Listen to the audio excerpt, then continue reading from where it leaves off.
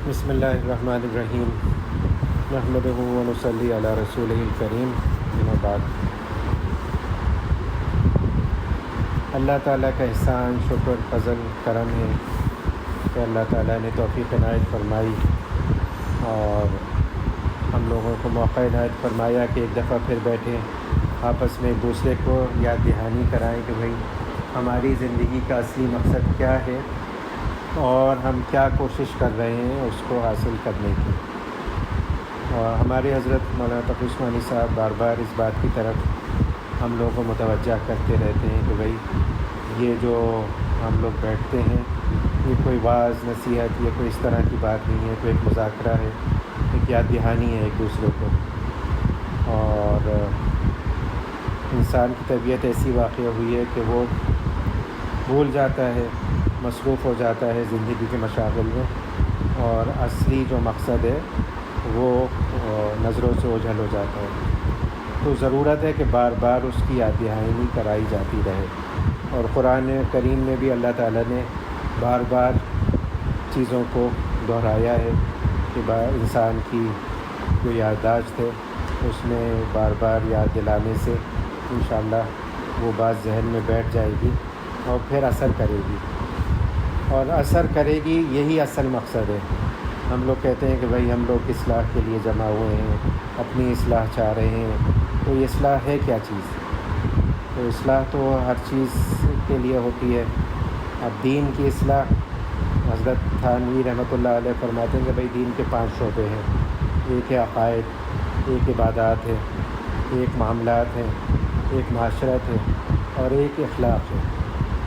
تو عقائد، عبادات، معاملات، ڈیلنگز جو ہیں سوشل ڈیلنگز، معاشرت، سوشل ڈیلنگز، یہ ساری چیزیں جو ہیں یہ تو کتابوں سے حاصل کی جا سکتی ہیں، اور اس میں لکھا ہوا ہے کہ بھئی یہ چیز جائز ہے، یہ چیز ناجائز ہے، اور اس طرح سے کرنا چاہیے، اس طرح سے نہیں کرنا چاہیے۔ عقائد مسلمان کے ایسے ہونے چاہیے، اعمال اس طرح ادا ہوتے ہیں، نماز اس طرح پڑھی جاتی ہے، سنت طریقہ اور یہ اس طرح سے ہے نماز پڑھنے کا۔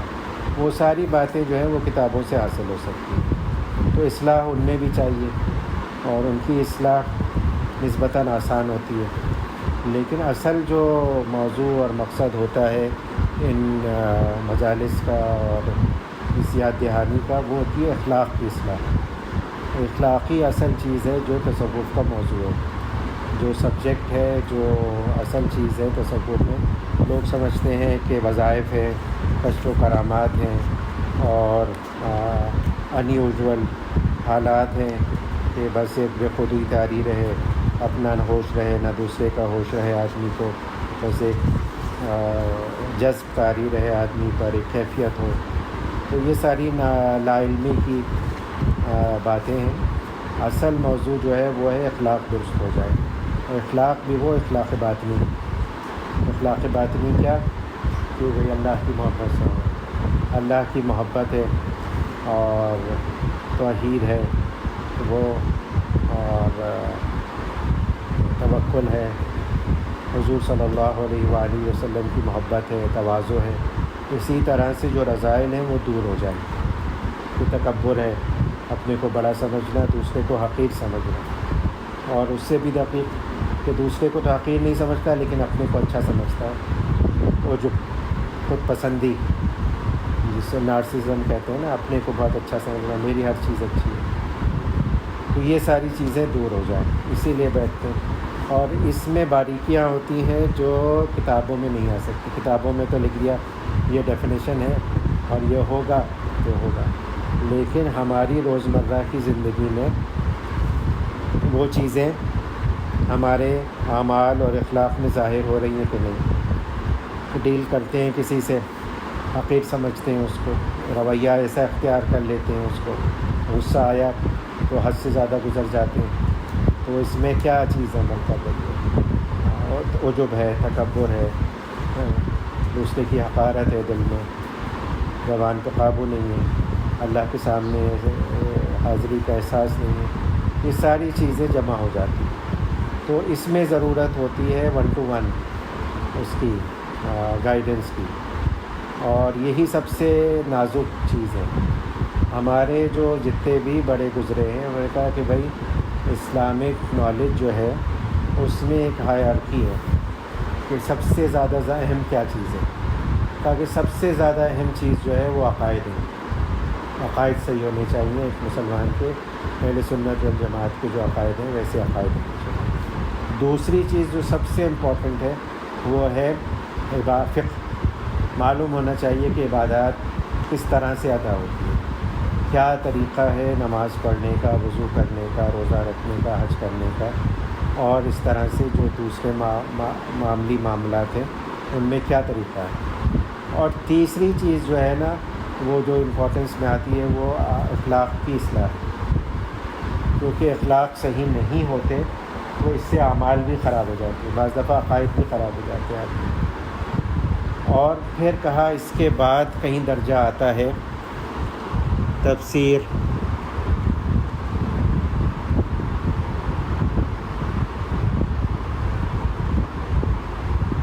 اس کے بعد کہیں جا کے درجہ آتا ہے تفسیر، حدیث اور دوسری چیزوں کا.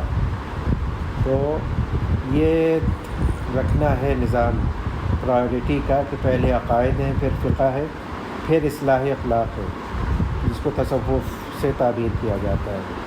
اور اسی کے لیے ہم لوگ آپس میں بیٹھتے ہیں، ایک دوسرے کی کو یاد دلائیں کہ بھئی ہمارے اعمال کی اصلاح ہو رہی ہے کہ نہیں.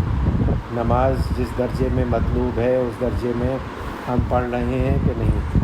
تو یہ چیز دیکھنے کی ہے.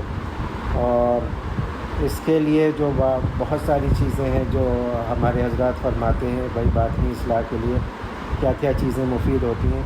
اس میں سب سے بڑھ کر تو ہے کہ صحبت.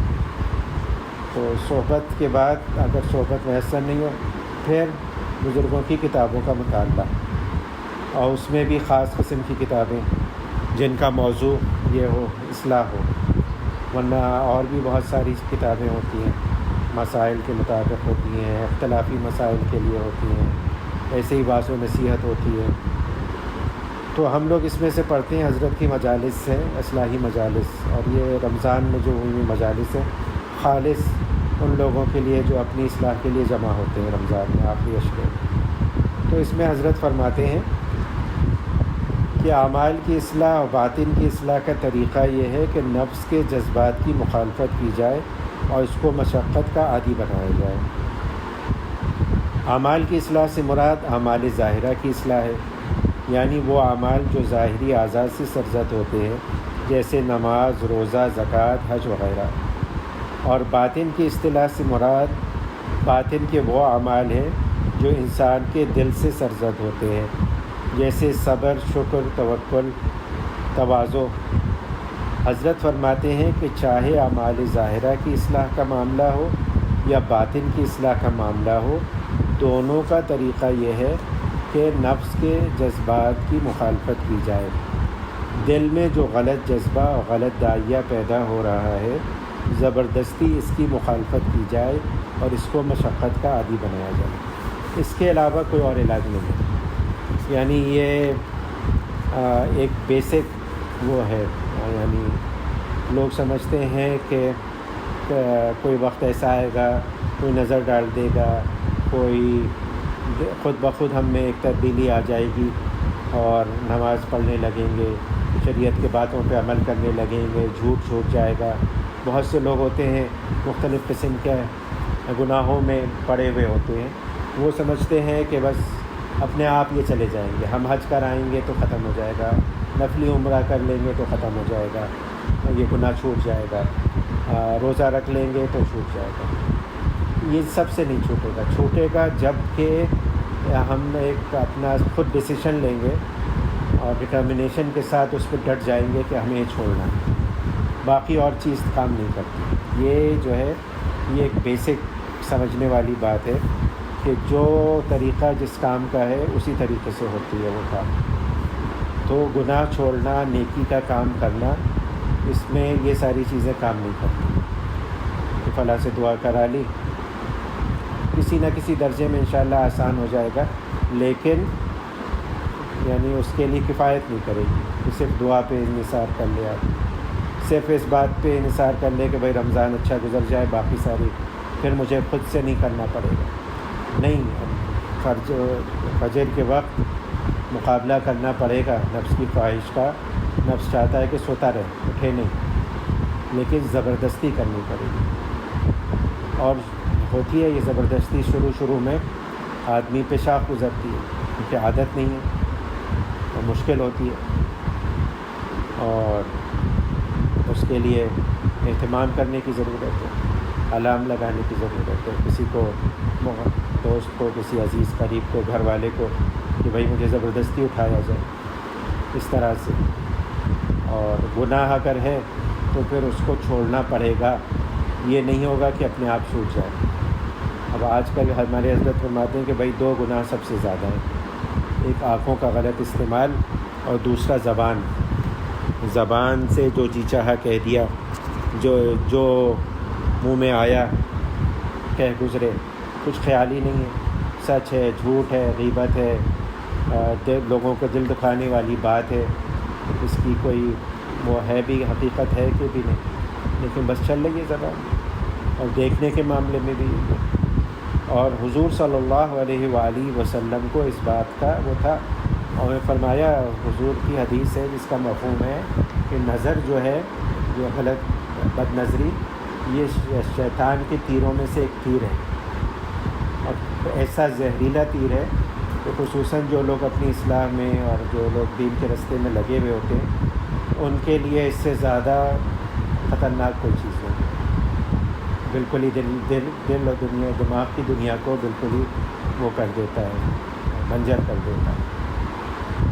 تو اس کی جب تک کہ خود ارادہ کر کے اس کو چھوڑنے کی وہ ہمت نہیں کریں گے، تب تک نہیں ہوگا. حضرت فرماتے ہیں آگے، لوگ سمجھتے ہیں کہ جب کسی اللہ والے کے پاس آدمی جاتا ہے یا کسی شیخ کی خدمت میں حاضری ہوتا ہے، اس سے اصلاحی تعلق قائم کرتا ہے، اس سے بیعت ہوتا ہے، تو وہ اپنی نظر سے کام بنا دیتے ہیں. شیخ نے ایک نظر ڈالی تو بس دل کی دنیا بدل گئی. اور ایسے واقعات بھی لوگ بیان کرتے ہیں کہ بھائی فلاں تھے اور شرابی کبابی اور کیا کیا حالات تھے ان کے، اور فلاں کی بت سے صحبت میں گئے اور بالکل تبدیل ہو گئے. اور یہ بالکل ریئر واقعات ہوتے ہیں، نادر، کسی ایک اکا دکا لوگوں کے ہو گئے. زیادہ تر لوگوں کو تو محنت کرنی پڑے گی، چھوڑنے کی کوشش کرنی پڑے گی، اپنے آپ کو وہ کرنا ہوگا.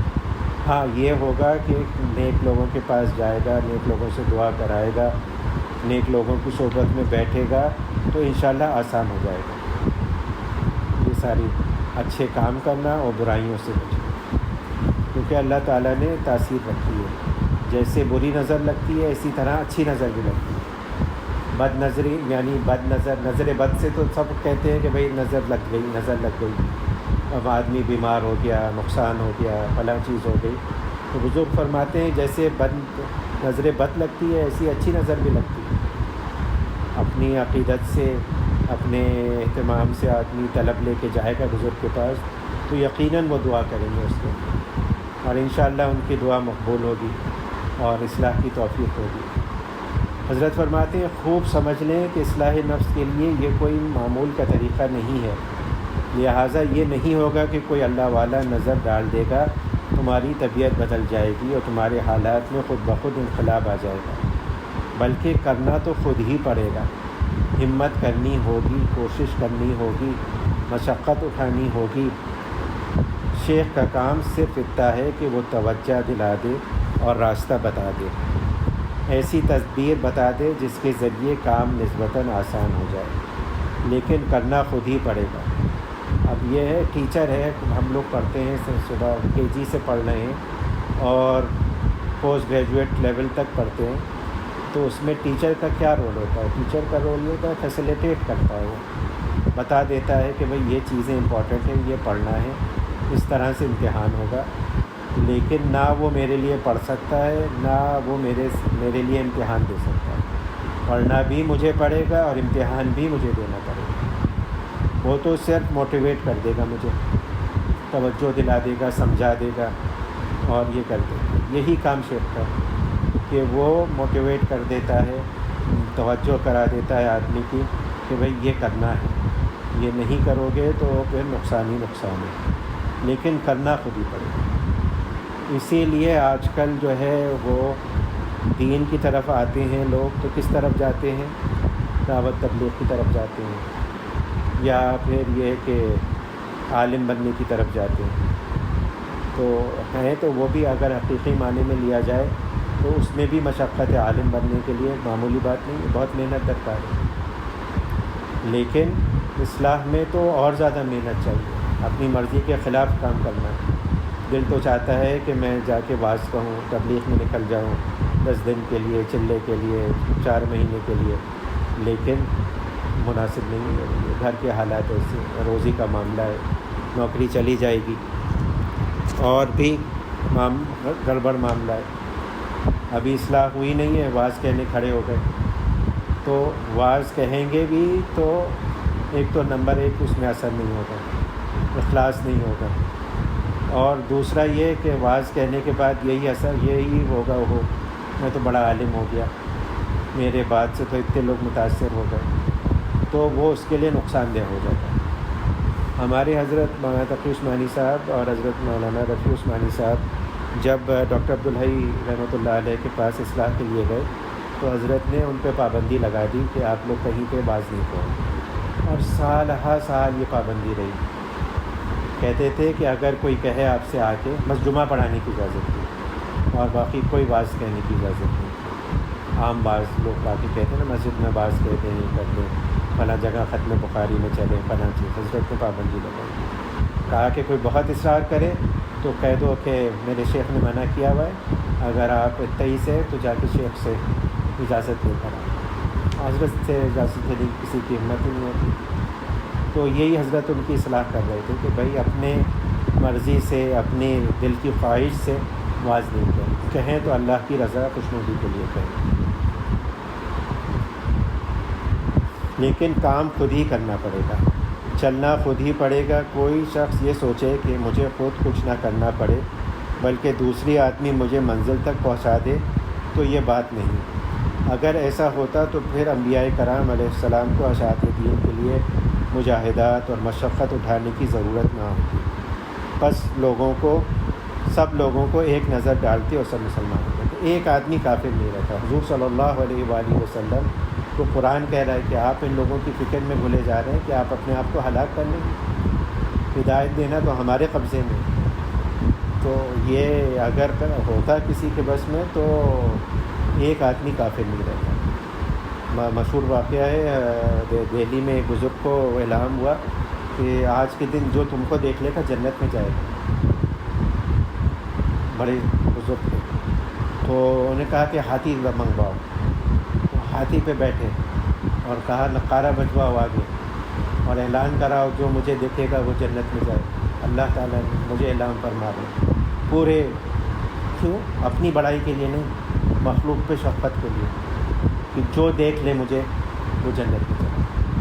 تو حضرت بابا فرید گنج شکر رحمۃ اللہ علیہ حضرت بابا بختیار کاکی کی خانقاہ میں تھے، تو وہ ساری خانقاہ خالی ہو گئی، حضرت بابا صاحب نہیں گئے۔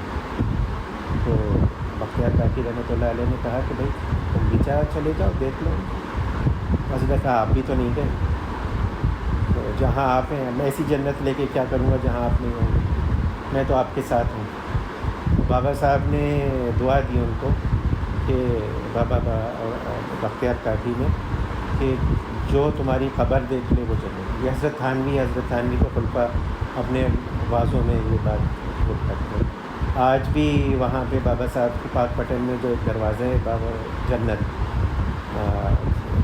باب جنت، یہ کچھ اس طرح سے اس کا نام ہے، جنت کا دروازہ، لیکن ان بزرگ کی دعا تھی جو تمہاری خبر دی۔ تو یہ کسی کو نہیں چھوڑتے۔ اگر ایسی بات ہوتی نا کہ اگر اتنا آسان ہوتا ہدایت دینا تو ایک آدمی بھی کافر نہیں رہتا، لیکن ہے نہیں۔ اب 1000 آدمی باب جنت سے گزر جائے لیکن وہ اپنی اعمال اخلاق کی اصلاح نہیں کرتا نا، تو جنت میں جانا بہت دور کی بات ہے۔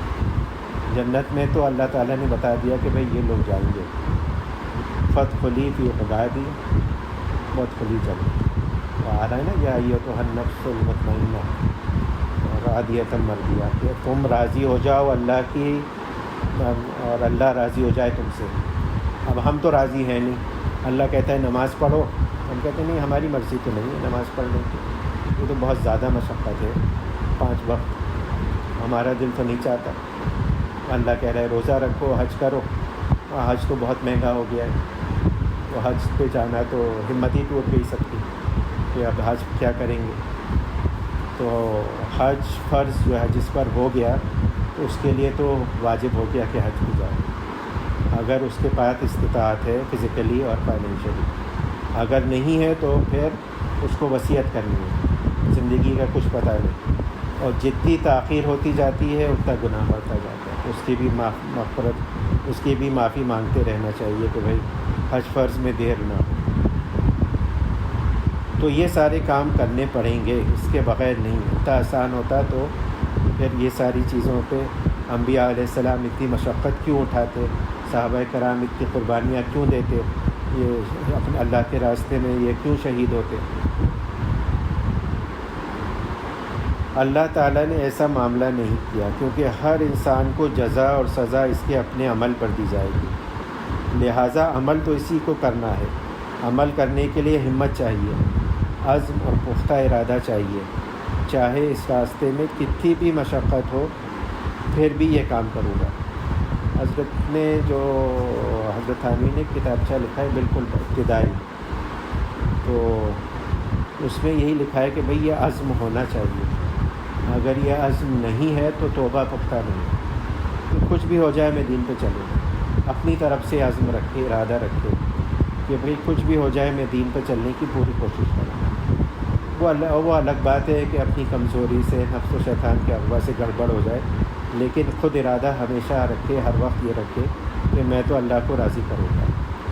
لہٰذا اعمال کی اصلاح اور باطن کی اصلاح کے لیے بھی ضروری ہے کہ خود ہمت کرے اور دل میں جو غلط جذبات پیدا ہو رہے ہیں ان کی مخالفت کرے اور ہمت کر کے ان کا مقابلہ کرے اور اپنے آپ کو اس مشقت کے اٹھانے کا عادی بنائے. شروع میں تکلیف ہوتی ہے, لیکن پھر عادی بن جاتا ہے آدمی, اور پھر اس کو اللہ تعالیٰ کی طرف سے ایک اچھے لگنے لگتے ہیں, اور وہ اگر چھوڑنا چاہے نا تو پھر اس کو تکلیف ہوتی ہے. اور کوئی کہہ دے کسی نمازی سے کہ بھئی ایک وقت کی نماز چھوڑ دو, تو اس کے لیے بہت مشقت ہوگا. بلکہ بعض دفعہ ایسا ہوتا ہے کہ آدمی ٹریفک میں پھنس گیا, کسی ایسی جگہ پھنس گیا, اور پھر ہوتا ہے کہ نہ وقت نکلا جا رہا, تو ایک بے چینی اس کے اوپر طاری ہو جاتی ہے کہ کسی طرح سے میں اس جگہ سے نکلوں اور نماز ادا کروں. پہلے یہ تھا کہ وقت آتا تھا گزر جاتا تھا, نہیں کرتا تھا, لیکن اپنے کو مشقت میں کا عادی بنایا اور پھر آسان ہو گیا. حضرت تھانوی کے ایک وہ تھے خلیفہ تھے, تو ان کو ڈاکٹر نے منع کیا کہ بھئی آپ تہجد پہ نہ اٹھا کریں, آپ کی جو صحت ہے نا وہ بہت زیادہ وہ ہو چکی ہے, تو آپ کو مشقت زیادہ ہوگی. تو طبیب اگر کوئی مسلمان طبیب کوئی مشورہ دیتا ہے نا تو پھر اس کے فقہ میں بہت زیادہ وہ ہو جاتی ہے, اہمیت ہو جاتی ہے, قریب واجب بھی ہو جاتا ہے وہ چیز کرنا. انہوں نے طبیب صاحب سے کہا کہ بھئی اتنی مشکل سے تو میں نے اپنے آپ کو عادی بنایا, اتنے سالوں بعد میری آنکھ کھل جاتی ہے خود سے اور میں تہجد کے لیے وہ ہو جاتا ہوں. اب چھوڑنا نا مجھے بہت تکلیف ہوتی ہے اس سے, تو اس میں آپ کو یہ گنجائش دیجیے مجھ کو. تو پھر انہوں نے تخفیف کی اس بات کی کہ بھئی یہ جو ہے نا کہ اچھا آپ کو اتنا وہ ہو رہا ہے تو بس اٹھ کے آپ بیٹھ کے دعا کر لیا کیجیے, زیادہ مشقت نہ کیا کیجیے. ان کو وہ ان کے ہارٹ کا مسئلہ ہو گیا تھا, ہارٹ پھیل گیا تھا. ہمارے حضرت ڈاکٹر عبدالحی رحمۃ اللہ علیہ حضرت تھانوی کا ایک ملفوظ بہت کثرت سے نقل فرماتے تھے. حقیقت یہ ہے کہ وہ ملفوظ پورے تصوف اور طریقت کا عطر اور خلاصہ ہے, اور ہمارے حضرت بھی بہت اس کو ریپیٹ کرتے ہیں, پتہ نہیں کتنی مرتبہ ہم لوگ سن چکے ہیں. فرماتے تھے وہ ذرا سی بات جو حاصل ہے تصوف کا یہ ہے کہ جب کسی طاعت اچھے کام کے ادا کرنے میں سستی ہو تو اس سستی کا مقابلہ کرے اور اس طاعت اچھے کام کو انجام دے, اور جب کسی گناہ سے بچنے میں نفس سستی کرے تو اس سستی کا مقابلہ کر کے اس گناہ سے بچے. بس اسی سے تعلق مع اللہ پیدا ہوتا ہے، اسی سے ترقی کرتا ہے اور اسی سے تعلق باقی رہتا ہے۔ اور یہ تعلق مع اللہ ہی چیز ہے جو حاصل کرنے کی ہم سب کوشش کر رہے ہیں کہ اللہ سے مضبوط اور قوی تعلق، جس کو اصطلاح میں نسبت مع اللہ کہا جاتا ہے، اللہ سے نسبت ہوگی، صاحب نسبت ہے۔ یہ تعلق مع اللہ کس چیز سے حاصل ہوگا؟ طاعت میں جو سستی ہو رہی ہے اس کا مقابلہ کر کے نیک کام کو انجام دینا، اور گناہ میں جو سستی ہو رہی ہے اس کا مقابلہ کر کے گناہ سے بچنا، اس سے حاصل ہو جائے گی۔ اور کون یہ بات کہہ رہا ہے؟ حضرت فرماتے ہیں یہ وہ بات ہے جو ایک مجدد تصوف و طریقت، جس نے اس طریق کے سارے دفتر چھان مارے، اس راستے کی خاک چھانی، وہ کہہ رہا ہے کہ سارے تصوف کا خلاصہ یہ ہے کہ سستی کا مقابلہ کرو، اور سستی کا مقابلہ بغیر یعنی کوئی اور ہے ہی نہیں، ڈٹرمنیشن، موٹیویٹ کر کے اپنے آدمی لگائے راستے پہ۔ آج کل کے اسٹوڈنٹس کو بھی ہم لوگوں کو یہی کرنا ہوتا ہے، یہ کیا ہے بھائی، کیوں نہیں پڑھتے، کیا وجہ ہے، کیوں ڈسٹریکٹیڈ ہو، لگو اپنے آپ، جو کام کرنے کا وقت ہے اس میں کرنا ہی کرنا، اور کوئی آپشن ہی نہیں، وقت ضائع ہوتا رہے گا اور زندگی گزر جائے گی اور پھر موقع ہی نہیں ملے گا۔ تو سستی کا علاج سوائے چستی کے کچھ اور بھی نہیں ہے، لہٰذا سستی کے مقابلے کے لیے اللہ تعالیٰ نے تمہیں جو ہمت دی ہے اس کو استعمال کرو۔ جب اس کو استعمال کرو گے تو سستی زائل ہوگی، اگر ہمت کو استعمال نہیں کرو گے تو یہی سستی تمہارے اوپر اور قبضہ جماتی جائے گی۔ اور ہمت کا بھی یہی ہے، فزیکل اسٹرینتھ جیسے بڑھانے کے لیے آپ کو ایکسرسائز کرنی پڑتی ہے، بتا دیتے ہیں کہ بھائی اتنی اسٹریچز کرو، پھر سٹ اپس کرو، پل اپس کرو، یہ کرو، ڈنڈ جماؤ، کیا کرو، یہ ساری چیزیں کرو، اس سے فزیکل اسٹرینتھ بڑھے گی۔ تو اسی طرح سے جو روحانی قوت بڑھے گی وہ بڑھے گی اس کو استعمال کرنے سے۔ جتنا زیادہ استعمال کریں گے ہمت کو، اتنا زیادہ اس میں قوت آئے گی اور بڑھتی جائے گی، پھر آسان ہو جائے گا۔ اگر چھوڑ دیا، ہتھیار ڈالتے رہے تو یہ تمہارے اوپر پوری قابو پائے گی۔ آج تم سے ایک فرض چھڑایا، کل کو دوسرا فرض چھڑائے گی، آج ایک گناہ کرایا، کل کو دوسرا گناہ کرا دے گی۔ اگر تم اس کے مقابلے میں ڈٹ گئے، اپنے آپ کو مضبوط کر لیا کہ مجھے یہ کام نہیں کرنا یا مجھے یہ کام ضرور کرنا ہے، تو پھر یہ سستی کمزور پڑتی چلی جائے گی۔ تو یہ ہمت کرنے کی بات ہے، ہمت کر لیں اور پھر اللہ سے مدد مانگیں کہ بھائی اللہ تعالیٰ میں نے ہمت تو کر لی ہے، کمزور ہوں، ناتوان ہوں، 1000 دفعہ پہلے بھی کر چکا ہوں، آپ میرے عزم میں، میرے ارادے میں قوت عنایت فرمائیے، میرے لیے آسان فرمائیے۔ تو انشاءاللہ پھر اسی سے آدمی لگے گا۔ اس کے بغیر جو ہے نا پھر وقت گزرتا جاتا ہے، آدمی دنیا کے کاموں میں مصروف رہتا ہے اور جو حاصل کرنے کی چیز ہے وہ حاصل ہو نہیں پاتی، اور پھر افسوس کے علاوہ کچھ نہیں رہتا۔ بس اللہ تعالیٰ سے دعا کریں، اللہ تعالیٰ کہنے سننے سے زیادہ عمل کی توفیق عنایت فرمائے۔ اللہم صلی علی حبیبک محمد وعلی آل حبیبک محمد کما صلیت علی ابراہیم وعلی آل ابراہیم انک حمید مجید۔ اللہم بارک علی حبیبک محمد وعلی آل حبیبک محمد کما بارکت علی ابراہیم وعلی آل ابراہیم انک حمید مجید۔ ربنا آتنا فی الدنیا حسنۃ وفی الآخرۃ حسنۃ وقنا عذاب النار۔ ربنا لا تؤاخذنا ان نسینا او اخطأنا، ربنا ولا تحمل علينا إصرا كما حملته على الذين من قبلنا، ربنا ولا تحملنا ما لا طاقة لنا به واعف عنا واغفر لنا وارحمنا، أنت مولانا فانصرنا على القوم الكافرين۔ یا اللہ، یا رحمان، یا رحیم، یا حی یا قیوم، یا ذی الجلال والاکرام، آپ کی بارگاہ میں ہم توبہ کرتے ہیں تمام گناہوں سے، ظاہری باطنی، جو گناہ چھپ کے کیے، جو گناہ سب کے سامنے کیے، یا بارے میں ہر طرح کے گناہ سے توبہ کرتے ہیں، کوئی عذر نہیں کرتے، اپنی نالائقی کا اقرار کرتے ہیں، اپنے کرم فضل سے معاف فرما دیجیے۔ آپ نے نام معاف نہ فرمایا تو کام معاف فرمائے گا۔ یا العالمین، آئندہ کے لیے عزم کرتے ہیں ہر طرح کے گناہ سے بچیں گے، ظاہری باطنی۔ یا العالمین، ہمارے عزم میں، ہمارے ارادے میں قوت عنایت فرمائیے۔ ہم کمزور ناتوان ہیں، ہم آپ کے دین کے راستے پہ چلنا چاہتے ہیں، نفس و شیطان کا غلبہ ہے، اس راستے کے جو رکاوٹیں ہیں انہیں دور فرما دیجیے، ہمارے لیے آسان کر دیجیے، دین پہ چلنا آسان فرما دیجیے۔ دین کا صحیح فہم پیدا فرما دیجیے یا العالمین۔ اپنی محبت اپنے حبیب رسول محمد مصطفیٰ صلی اللہ علیہ وآلہ وسلم کی محبت ہمارے دلوں میں پیدا فرما دیجیے، ایسی محبت جو تمام دیگر محبتوں پر غالب آ جائے یا العالمین۔ یا غیث المستغیثین، اپنے حبیب کی خدا کی توفیق کامل وراثت کی توفیق عنایت فرمائیے۔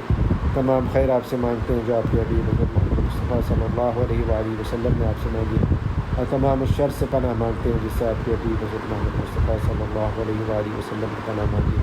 وانت المستعان وعلیک البلاغ ولا حول ولا قوة الا باللہ یا العالمین۔ ہمیں، ہمارے گھر والوں کو، عزیز و قارب، رشتہ دار، پڑوسیوں، بیوی بچوں کو، والدین کو، رشتہ داروں، تمام مسلمانوں کو ہر طرح کے شر، فتنے، فساد، حادثات، سانحات، موذی دل کا بیماریوں سے، لوگوں کی زار ثانیوں سے، ہر طرح کے شر سے محفوظ رکھیے یا العالمین۔ حلال واسع رزق بلا مشقت عنایت فرمائیے۔ بچے بچیاں جہاں کہیں بھی ان کی حفاظت فرمائیے یا العالمین۔ ایمان کی، جان مال، عزت آبرو کی ان کی حفاظت فرمائیے یا العالمین۔ یا غیث المستغیثین، مسلمان جہاں جہاں کہیں مظلوم ہیں ان کی مدد و نصرت فرمائیے، کشمیر میں، فلسطین میں، افغانستان، برما، شام، ہر جگہ مسلمانوں کی مدد و نصرت فرمائیے یا العالمین۔ ان پاکستان کے حالات، سیاسی حالات درست فرمائیے یا العالمین، معاشی حالات درست فرمائیے یا العالمین۔ اپنے کرم، اپنے فضل سے بارش اور برسا دیجیے، اپنے کرم، اپنے فضل سے گرمی کو دور فرما دیجیے، اپنے کرم، اپنے فضل سے۔ اللہم صل علی محمد محمد صلی اللہ علیہ وآلہ وسلم، اللہم فرج عن امت محمد صلی اللہ علیہ وآلہ وسلم، اللہم ارحم امت محمد صلی اللہ علیہ وآلہ وسلم یا العالمین۔ جو مانگا وہ عنایت کیجیے، جو یاد نہیں آیا مانگنا چاہیے تھا وہ بھی اپنے کرم، اپنے فضل سے عنایت فرما دیجیے، اور سب سے بڑھ کر یہ کہ ہم سب کو عافیت کے ساتھ اپنے اولیاء کو شامل فرما لیجیے۔ وصلی اللہ تعالیٰ علی خیر خلقہ نور عرشہ نظر محمد و آلہ و صحبہ اجمعین برحمتک یا